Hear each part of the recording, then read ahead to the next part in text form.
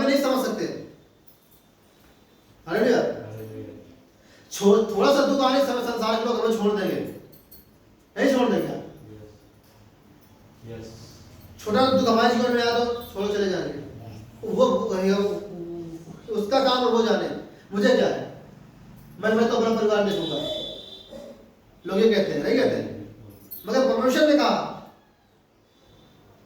माँ तुम्हें दूध पिलाते बच्चे को भूल जाएगी, गर्भ में जो रखती है वो 9 महीने, पाल मुझे बड़ा करती है वो तो भूल जाएगी, परंतु मैं तुम्हें कभी नहीं भूलूंगा, क्योंकि मैंने तुम्हारा चित्त अपनी हथेलियों पर खोद कर बनाया है।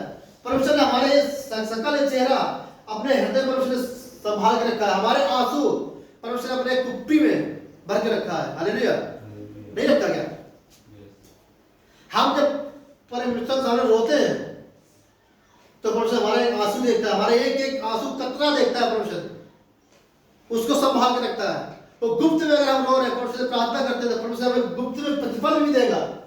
हालेलुया। हालेलुया। हमारे परमेश्वर इतना प्रेम करने वाला परमेश्वर है।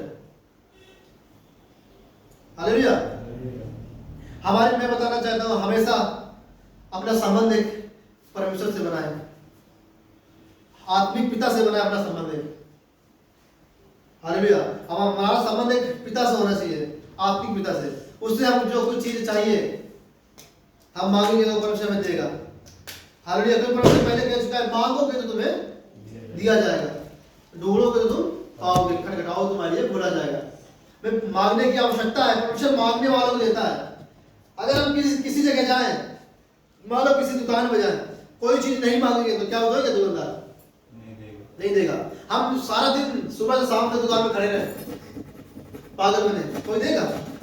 अगर हम मांगेंगे भैया ये मुझे चीज चाहिए तो तुरंत देगा वो, पैसे दो तुरंत देगा वो। इससे भी क्या, अगर हम परमेश्वर से मांगेंगे तो परमेश्वर हमें देगा।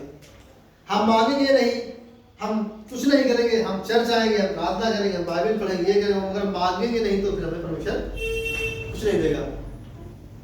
हालेलुया। अगर संसार में मन लगाएंगे तो फिर दिक्कत है, क्योंकि अगर हम ठट्ठा करने वाले पंडी में अगर हम बैठते हैं तो हम कैसे लिखा है, उस लिखा, परंतु जो कोई मेरी ये बातें सुनता है और नहीं चलता वह उस बुद्धि मनुष्य के समान है जिसने अपना घर चट्टान बनाया। परमेश्वर की बात अगर हम नहीं सुनते हैं, सुनकर हम सुना करते हैं, हम ठट्ठा करने वाली मंडी पर बैठते हैं, हम पाप करने वाली मंडी पर खड़े होते हैं। वचन कहता है, भजन संहिता 1:10 का पहला वचन लिखा है, क्या ही धन्य हुआ पुरुष जो दुष्टों पर नहीं चलता और ठट्ठा करने मंडी पे बैठता है और न पापियों मार्ग में। हालेलुया। वो पुरुष कैसा है? वो धन्य हुआ पुरुष। हालेलुया।